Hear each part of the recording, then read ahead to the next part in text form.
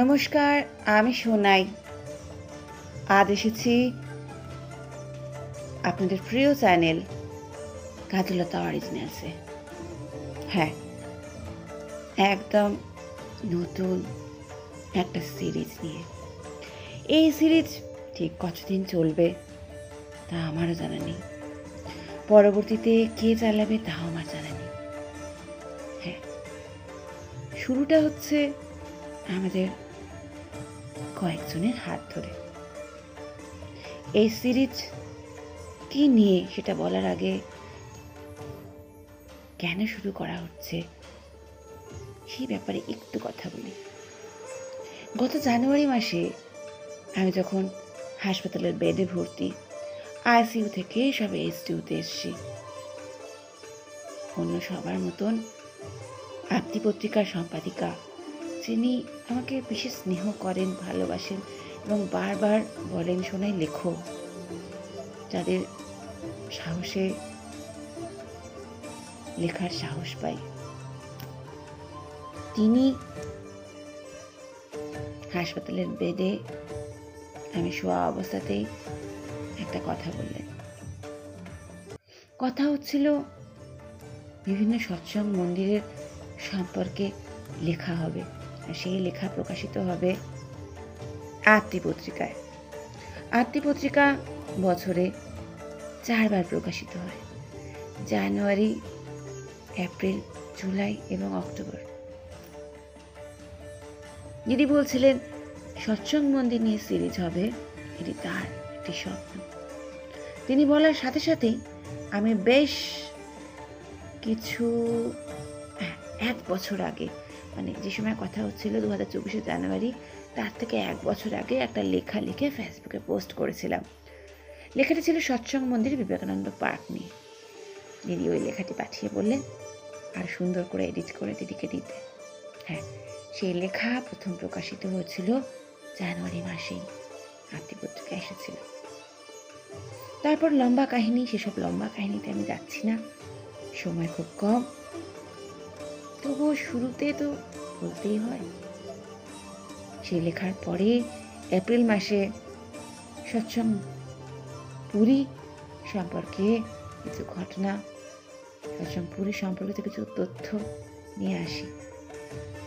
পূজ্যপাদ শ্রী শ্রী আচার্যদেবকে নিবেদন করেছিলাম কয়েক মাস আগেই। তিনি বললেন, ইতিহাস নিয়ে কি হবে? ইতিহাসের থেকে ভালোবাসার কথা বলা ভালো, ভালোবাসা ভালো। তো সেই কথা শোনার পরে নিজের অভিজ্ঞতা দিয়েই সৎসঙ্গ মন্দির সম্পর্কিত যা কিছু লেখার চেষ্টা করেছিলাম। 2024 এপ্রিল সংখ্যায় আপটিতে পুরী মন্দিরের কিছু সত্য ঘটনা সম্পর্কিত কথা, যা আমার জীবনের সঙ্গে জড়িয়ে, এবং সেই মন্দিরের প্রতিষ্ঠা কিভাবে কি হয়েছে সেই সম্পর্কিত কিছু তথ্য নিয়ে একটি লেখা প্রকাশ পেয়েছিল আপটিতেই। আমি এই কথাগুলো বলছি, এগুলো আনস্ক্রিপ্টেড, লেখা নয়, ইচ্ছে করেই লিখিনি। থাক না কিছু এলোমেলো, কাজলতা মানেই তো এলোমেলো।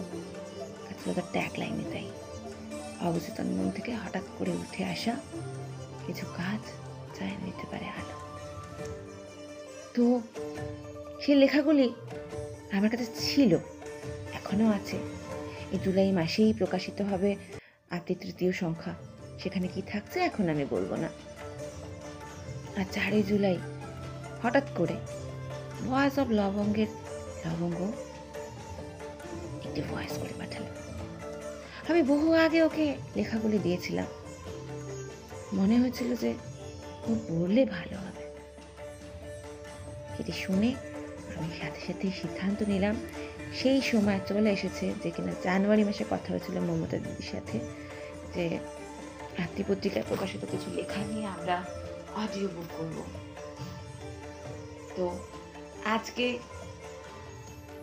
আমাদের প্রথম অডিও এই সিরিজের আসতে চলেছে, এবং সেই এটি একটি বিশেষ ক্ষণ আমার জন্য, আমাদের জন্য, আমরা যারা যারা কাজললতায় আছি তাদের জন্য। কারণ কাজললতা আমাদের জন্য একটা ইমোশন। কেন ইমোশন সেটা পরে বলবো, অন্য কোনো সময়। একটা আবেগ। এই সময়টা আমাদের কাছে খুব গুরুত্বপূর্ণ, খুব সুন্দর একটি মুহূর্ত। আমরা আনতে চলেছি সৎসঙ্গ মন্দিরের সিরিজ, যা প্রকাশিত হচ্ছে মাতৃপত্রিকায়, তার অডিও বুক।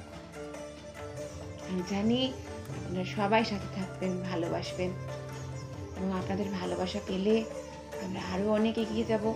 সৎসঙ্গ মন্দির সিরিজ ছাড়াও আরও অনেক প্ল্যানিং আছে, অনেক কিছু নিয়ে কাজ করার কল্পনায় আছে। সেসব আপনাদের ভালোবাসা পেলে, আপনারা সাথে থাকলে আমরা আপনাদেরকে অনেক কিছু উপহার দিতে পারবো। অবশ্যই সেসব আপনাদের ভালো লাগবে। তাহলে অনেকক্ষণ কথা বলে ফেললাম, প্রায় 6 মিনিট। আজকের সৎসঙ্গ মন্দির সিরিজের প্রথম পর্ব পুরী ঠাকুরবাড়ি সম্পর্কিত কিছু সত্যি ঘটনা নিয়ে আসতে চলেছে ভয়েস অফ লবঙ্গের লবঙ্গ। চলুন শুনে নি।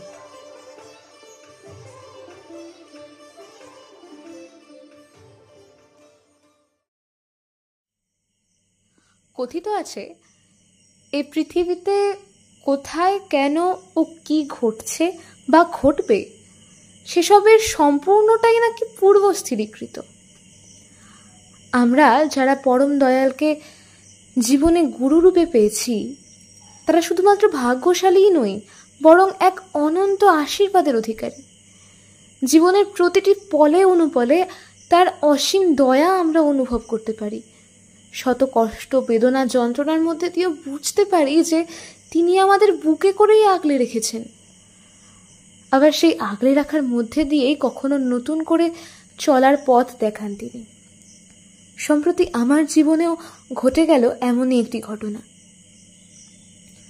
2022 সালের 9 ডিসেম্বর আমাদের বাড়িতে ডিপি ক্যাম্প হওয়ার কথা।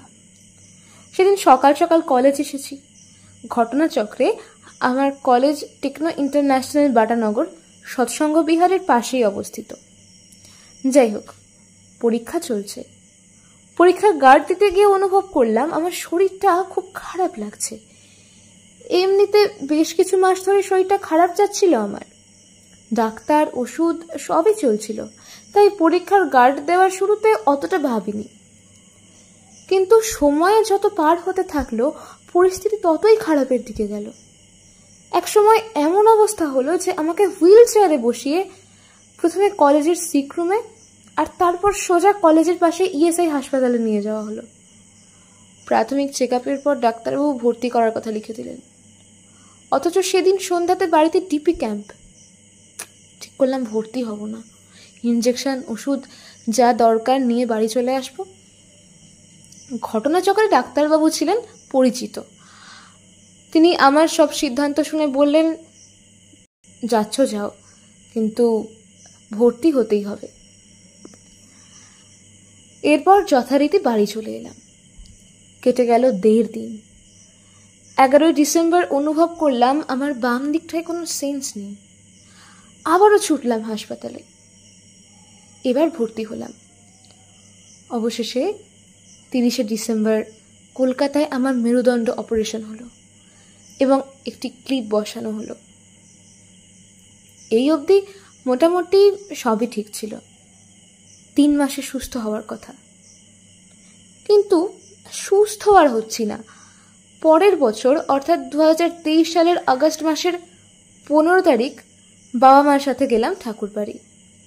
শ্রী শ্রী আচার্যদেব নিজে দয়া করে ডাক্তার বিশ্বরঞ্জন নায়কের সাথে আলাপ করিয়ে দিলেন। আবার কেটে গেল বেশ কয়েক মাস। নতুন বছর শুরু হলো, আর বছরের শুরুতে এলো বিপত্তি। 2024 সালের 11 জানুয়ারি আবার যন্ত্রণা নিয়ে হাসপাতালে ভর্তি হলাম। জানা গেল অপারেশনে ভুল হয়েছে। সব শুনে আচার্যদেব বললেন, এবার যদি অপারেশন করতেই হয় তাহলে বিশ্ব করবে, অর্থাৎ ডাক্তার বিশ্বরঞ্জন নায়কের কথা বললেন, কলকাতার কেউ নয়। সে সময় আমার অ্যাকাউন্টে মাত্র 3,000 টাকা রয়েছে। বাবা ফতেপুর মন্দিরে থাকেন, কিভাবে টাকা জোগাড় করবো জানি না, কিন্তু আমার অজান্তেই সব ব্যবস্থা হয়ে গেল। অক্সিজেনের নল নাকে নিয়েই আকাশপথে সোজা ভুবনেশ্বর মন্দিরে পৌঁছলাম। তারপর কলিঙ্গ হাসপাতালে কিছুদিন চিকিৎসা করার পর ডাক্তারবাবুর নির্দেশে ভুবনেশ্বর মন্দিরে থেকে বাকি চিকিৎসা করানো শুরু হলো। আজ সেসব দিনের কথা ভাবলে স্বপ্নের মতো লাগে। আমি যখন কলকাতার হাসপাতালে ভর্তি, আরতির পাঠকদের জন্য একটা মন্দির সিরিজ করার কথা চলছিল।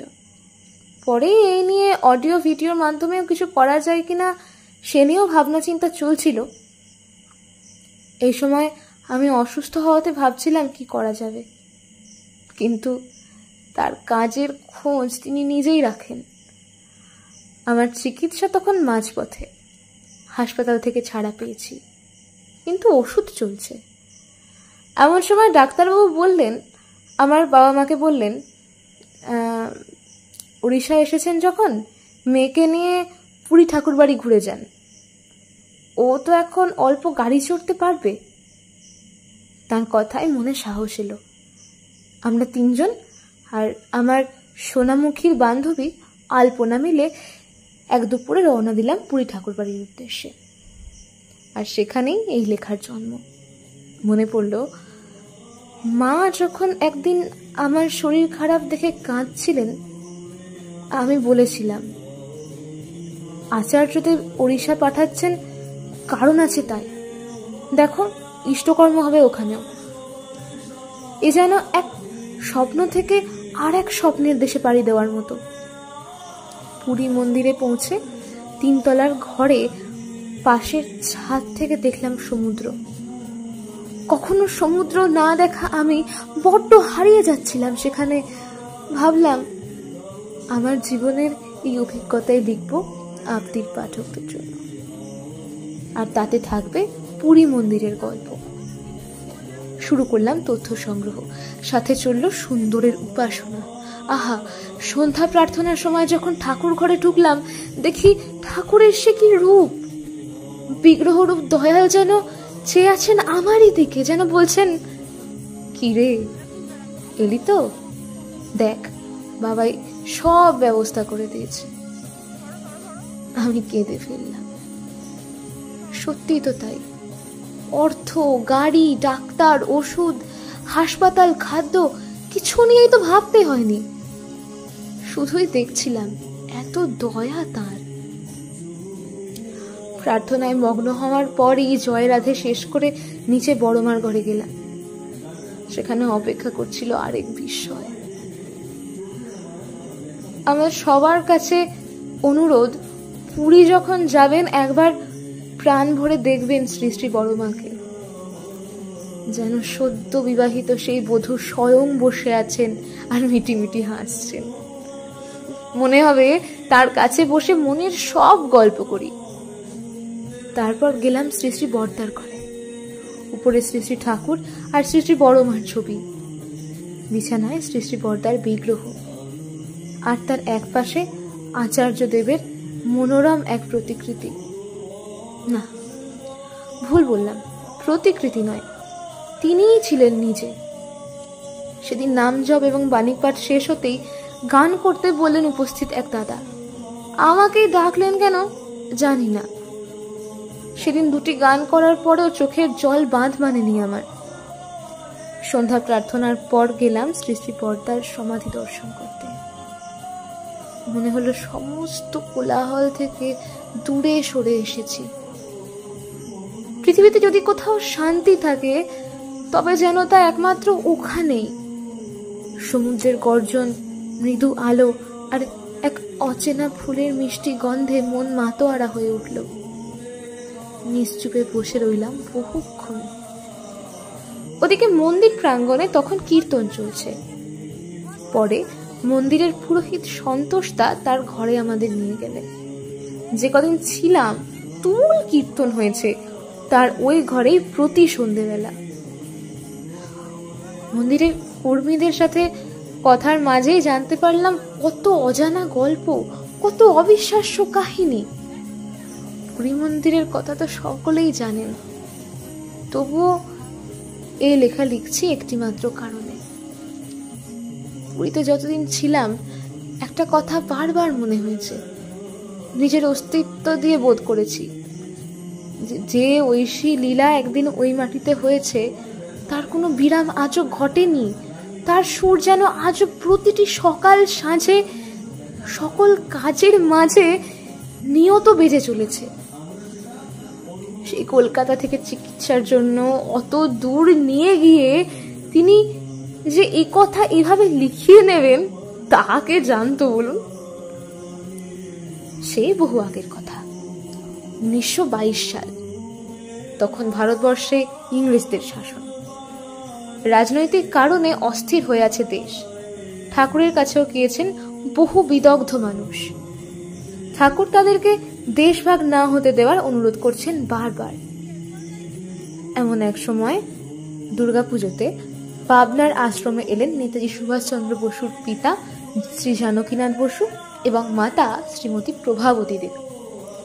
তারা শ্রী শ্রী ঠাকুরকে পুরীতে নিয়ে আসবার জন্য অনুরোধ জানালেন মাতা মনমোহিনী দেবীকে। এরপর মাতা মনমোহিনী দেবীর সাথে শ্রী শ্রী বড়মা, শ্রী শ্রী বর্দা ও বহু ভক্তজনকে নিয়ে 1923 সালের 2রা জানুয়ারি শ্রী শ্রী ঠাকুর এলেন জগন্নাথ ধামে। পুরীর হরনাথ লজে প্রায় মাসাধিক কাল অবস্থান করেন ঠাকুর। সেই থেকেই পুরী হয়ে ওঠে পতিত পাবনের লীলাক্ষেত্র। সে সময় ফেব্রুয়ারি মাসে ভক্তগণের সাথে দয়াল সমুদ্র স্নানও করেছিলেন। আজও সেই দিন এখানে সাড়ম্বরে উদযাপিত হয়।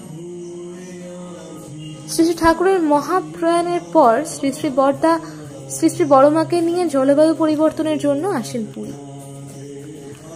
1976 সালে পুরীর চক্রতীর্থ রোডে বঙ্গোপসাগরের কাছেই জমি ক্রয় করা হয় মন্দির নির্মাণের জন্য।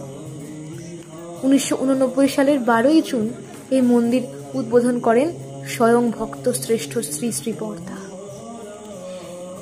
এই দিনটিকে মন্দিরের প্রতিষ্ঠা দিবস হিসেবে পালন করা হয়। এরপর বহুবার জলবায়ু পরিবর্তনের জন্য শ্রী শ্রী বর্দা সপরিবারে পুরী আসেন এবং অবস্থান করেন।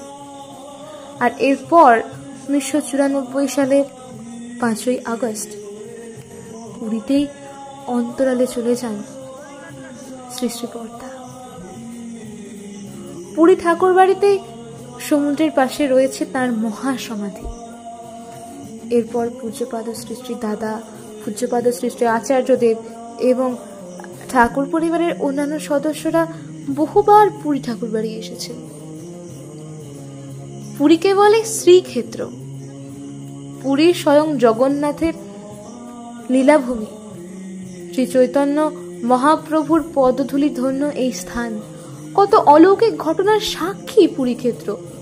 কিন্তু সবচেয়ে বড় অলৌকিক জিনিস কি জানেন আপনারা? সব থেকে বড় অলৌকিক জিনিস হলো মানুষের প্রতি ঈশ্বরের অপরিসীম ও অকারণ করুণা। তিনি শুধু দিতেই আসেন, মানুষের জন্যই তার এই সৃষ্টি। কাউকে তিনি দূরে ঠেলেন না, তার সব হিসাব থেকে বাদ যায় না কেউই।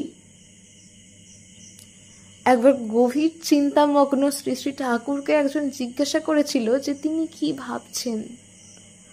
উত্তরে পরম দয়াল বলেছিলেন, 500 বছর পর কোথায় কাকে রাখবো সেই কথা ভাবছি। আমাদেরকে তিনি কিছু ভেবেই এই পৃথিবীতে পাঠিয়েছেন। আমাদের জীবনে যা কিছু ঘটে সেসবের মধ্যেই সন্নিহিত থাকে তার মঙ্গল ইচ্ছা। এই ইচ্ছা আমরা যত দ্রুত বুঝতে পারবো আমাদের ততই মঙ্গল। গত কয়েক মাসে আমার জীবনে যা কিছু ঘটেছে তার থেকেই আমি এই শিক্ষাই পেয়েছি। আমার পুরী প্রবাস হতে পারত রোগ যন্ত্রণায় জর্জরিত, কিন্তু পরমপিতার দয়ায় তা হয়েছে মধুময়। আজ সেই অভিজ্ঞতাই ভাগ করে নিলাম আপনাদের সবার সাথে। ভালো থাকবেন সকলে। আবার পরে কখনো কলম ধরব। জয় গুরু।